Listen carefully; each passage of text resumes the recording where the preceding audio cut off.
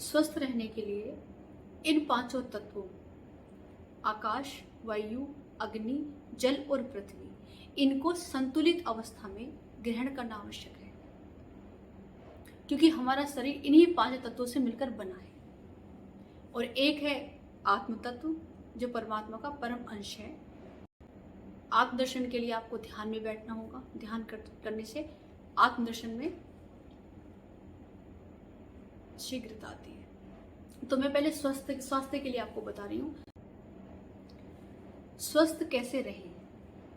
हम बने हैं प्रकृति के पांच तत्वों से मिलकर, आकाश, वायु, अग्नि, जल और पृथ्वी। स्वस्थ रहने के लिए भी हमें इन पांचों तत्वों में संतुलन बिठाना होता है।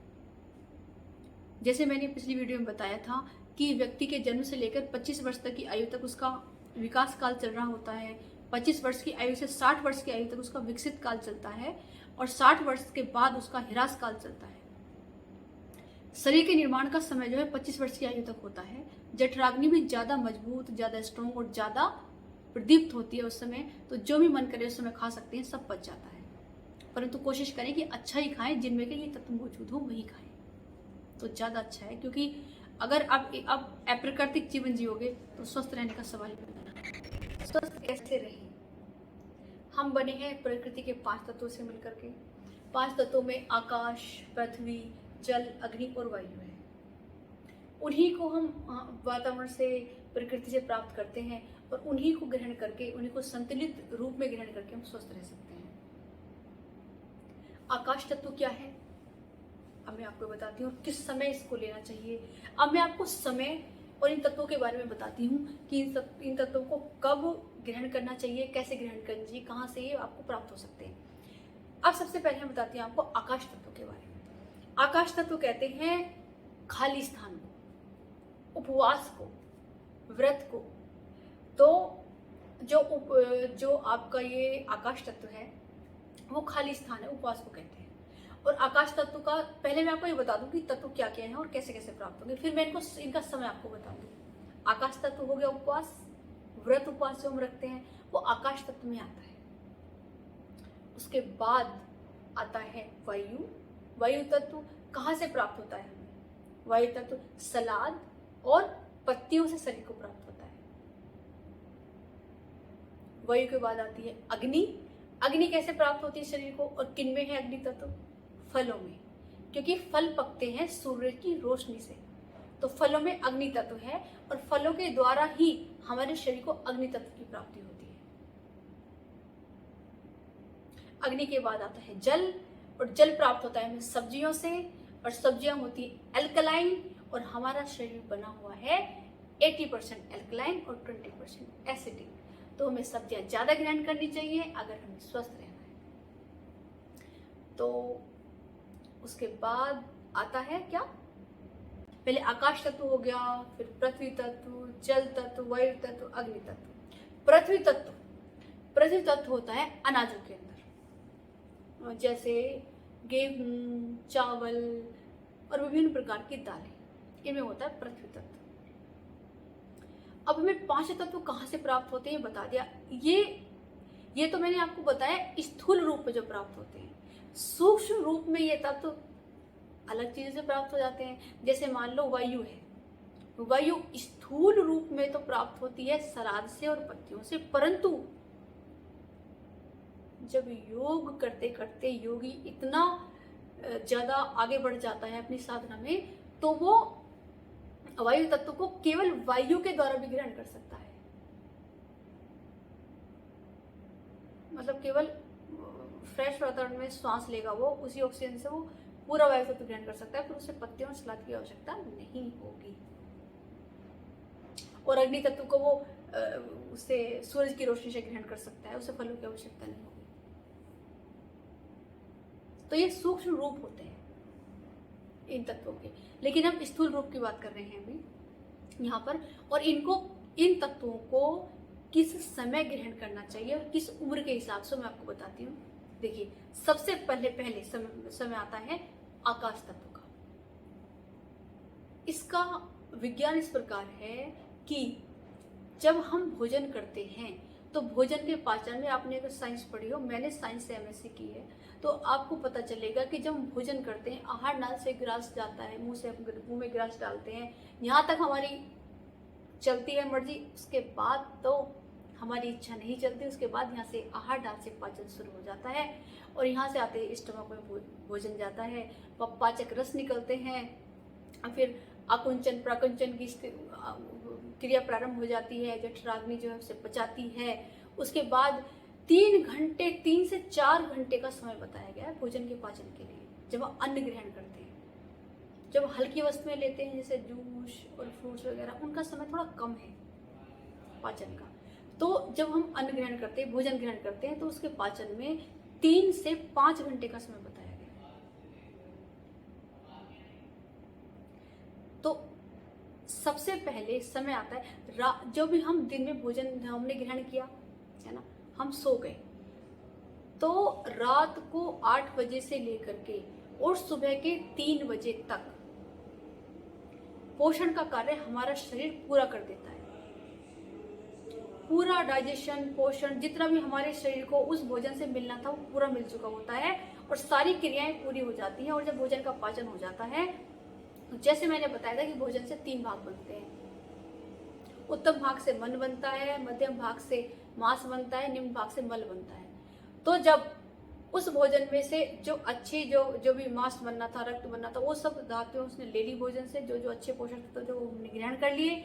उसके बाद जो भी उत्सर्जीय पदार्थ बचते हैं, वेस्ट बचता है, वो बड़ी आंत के थ्रू आकर के रेक्टम नुमा एक नीचे कटोरी नुमा एक रचना होती है, जो रेक्टम कहते हैं, जो बड़ी आंत के बिग इंटेस्टाइन के नीचे की तरफ लगी होती है, इस तरीके से उसमें आकर के इकट्ठा हो जाता है। मूत्राशय में मूत्र, यूरिया और इस तरह की चीजें जो वेस्ट है वो इकट्ठा हो जाता है। इसलिए जब हम सुबह उठते हैं तो हम वॉशरूम जाते हैं बॉडी को क्लीनिंग करने की, नेचुरली ही हमको ऐसा होता है कि हमें सुबह उठते में टॉयलेट जाना होता है, क्योंकि शरीर स्वतः ही वो क्रिया प्रारंभ कर देता है हमारे उठते ही। लेकिन जैसे मैंने बताया कि 4 बजे तक और या 3 से 4 बजे तक वो क्रियाएं सारी पूरी हो जाती हैं। अब 4 बजे से लेकर के और दोपहर को 12 बजे तक शरीर अपने आप को शुद्धिकरण के लिए प्रोसेस में रखता है। यानी कि जो भी हमने दिन में भोजन किया था, पूरा दिन जो भोजन लिया, जो भी हमने ग्रहण किया था, जो भोजन लिया था, उसका पाचन, डाइजेशन और पोषण प्राप्त करके जो भी वेस्ट बचा शरीर के अंदर, उसकी सफाई के लिए 12 बजे तक का समय होता है दिन में। सुबह 3 या 4 बजे से प्रारंभ होकर दोपहर को 12 बजे तक का समय सफाई काल माना जाता है, पूरा क्लीनिंग का। जैसे सुबह उठ के लोग अपने घर की सफाई करवाते हैं, झाड़ू है, पोछा है, डस्टिंग है, इस तरीके से हमारा शरीर रूपी जो हमारी मशीन है अंदर, वो अपनी सफाई कार्य में लगी हुई होती है। इसीलिए सुबह 4 बजे से लेकर के और दोपहर को 12 बजे तक आकाश तत्व को ग्रहण करना चाहिए। आकाश तत्व मतलब कुछ भी नहीं। तो ये कहा जाता है हमारे शास्त्रों में कि सुबह से लेकर 12 बजे तक कुछ भी ग्रहण ना किया जाए। परंतु अगर ना रहा जाए तो केवल वही पदार्थ, वही लिक्विड या वही भोजन ग्रहण किया जाए जो शरीर की सफाई में शरीर की सहायता करे, उसकी सफाई के कार्य में रुकावट पैदा ना करे। क्योंकि सारे रोगों की उत्पत्ति तभी होती है जब शरीर के अंदर मल एकत्रित हो जाए।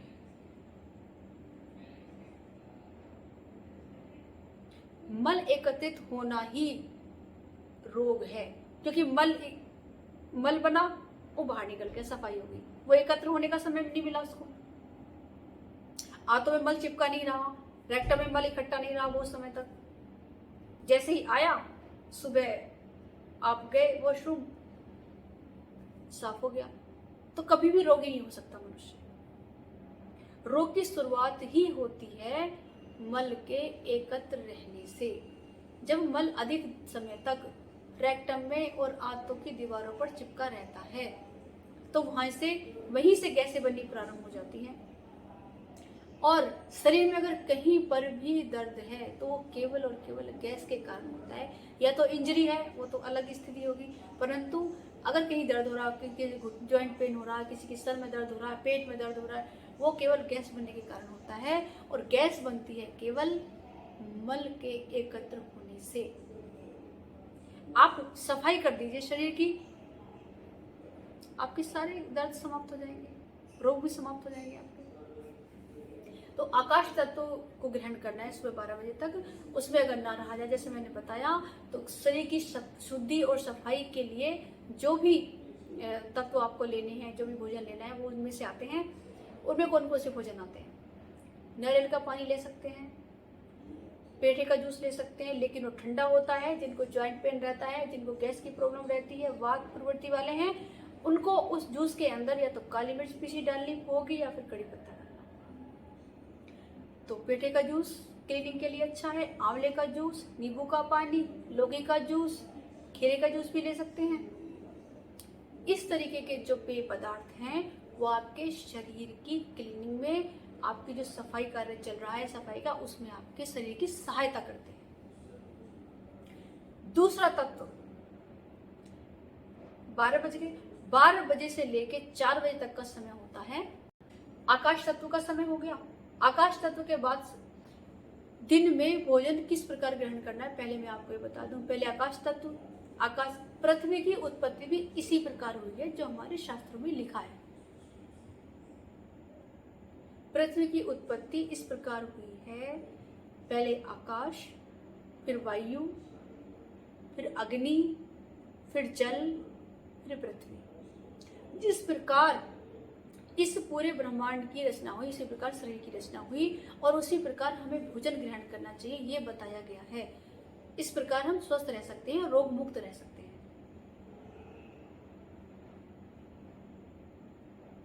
तो उसमें किस तरीके से पहले आकाश तत्व ग्रहण करना है, जो मैंने बता दिया कि उपवास में है, व्रत में है। अगर व्रत ना रखा जाए, खाली पेट ना रह जाए, तो उसमें फिर अपने शरीर की सफाई वाले पेय पदार्थ आप ले सकते हैं। क्योंकि सुबह जो है 4 बजे से लेकर 12 बजे तक का समय शरीर की सफाई का होता है, शरीर की क्लीनिंग का होता है। तो शरीर अपना स्वयं ही शोधन कार्य कर रहा होता है। उसमें हमें उसकी सहायता करनी है, विघ्न नहीं डालना। क्योंकि हमारा शरीर है, वो हमारा अच्छा और भला चाहता है, हमें उसका साथ देना चाहिए। क्योंकि यही शरीर है जो बचपन से लेकर जब तक इस दुनिया में आते हैं और जब तक इस दुनिया से जाते हैं, मृत्यु पर्यंत तक हमारे साथ रहता है। तो शरीर का स्वस्थ रखना, स्वस्थ रहना शरीर का परम आवश्यक है। उसके बाद आकाश के बाद आता है वायु तत्व। वायु तत्व होता है पत्तियों और सलाद के अंदर।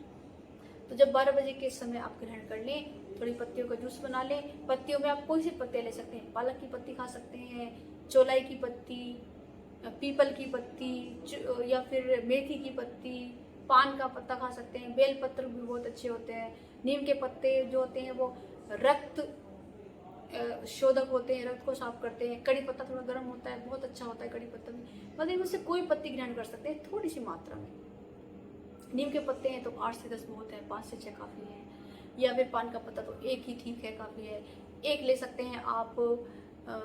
पालक का पत्ता भी एक ही है। मेथी के 8-10 पत्तियाँ ले सकते हैं इस तरीके से। या फिर उन पत्तियों को पानी में डाल करके उनका जूस बना सकते हैं। फिर सिलबट्टे में पीस कर उनको खा सकते हैं, छान कर पी सकते हैं। तो इस तरीके से। और फिर सैलेड में क्या क्या आता है, जैसे खीरा है। जिन कच्ची सब्जियों को हम कच्चा खा सकते हैं, वो गरिष्ठ नहीं होती, वो हल्की होती है। जैसे खीरा है, चुकंदर है, ककड़ी है, टमाटर है, अनियन है, वो सब चीजें, जैसे मूली है, वो सब चीजें होती है सैलेड में आती है। तो पहले आकाश तत्व ग्रहण किया, फिर वायु तत्व ग्रहण किया। उसके बाद समय आता है आकाश वायु के बाद अग्नि का। अग्नि में आते हैं हमारे पके हुए फल। तो फल ग्रहण किए। उसके बाद जब भूख लगी, 4-4:30 बजे का समय आता है, तो अग्नि तत्व के बाद आता है जल का। जल है सब्जियों के अंदर,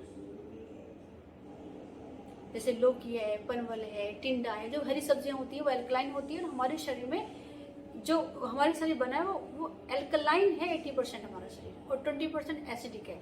तो हमें अधिक मात्रा में एल्कलाइन चीजें ही ग्रहण करनी चाहिए, एल्कलाइन भोज्य पदार्थ। सब्जियां बहुत अधिक एल्कलाइन होती है, सब्जियों की मात्रा अधिक रखनी चाहिए। क्योंकि कहा भी गया है कि कब्जी का इलाज सब्जी। जिनको कब्ज है, कॉन्स्टिपेशन है, उनको तो अधिक से अधिक सब्जियों की मात्रा ग्रहण करनी चाहिए। तो उनकी कब्जियत की समस्या भी समाप्त हो जाती है। तो हमने जल तत्व ग्रहण किया सब्जियों के थ्रू। सब्जी आप कच्ची भी खा सकते हैं, रो फॉर्म में खा सकते हैं, या फिर उनको बॉयल करके खा सकते हैं, या फिर उनको हल्का सा छोंक लगा कर खा सकते हैं। नॉर्मल तरीके जैसे बनाना चाहो बना के खा सकते हो। रो सबसे बेस्ट है। रो में जैसे लौकी खा सकते हो, भिंडी खा सकते हो, बाकी हल्की स्टीम लगा के खा सकते हो उनको। है ना। और उसके बाद आता है गेहूं से, चावल से, अन्य प्रकार की दालों से। तो रात का समय हो गया तत्व के लिए। इस प्रकार इस क्रम में हमको अपना भोजन ग्रहण करना चाहिए। अगर हर व्यक्ति इस क्रम में अपने भोजन को ग्रहण करेगा तो वो बीमार नहीं हो सकता। एक तो उसके अंदर उन सारे तत्वों की संतुलित मात्रा शरीर में रहेगी जिन तत्वों से मिलकर वो बना है।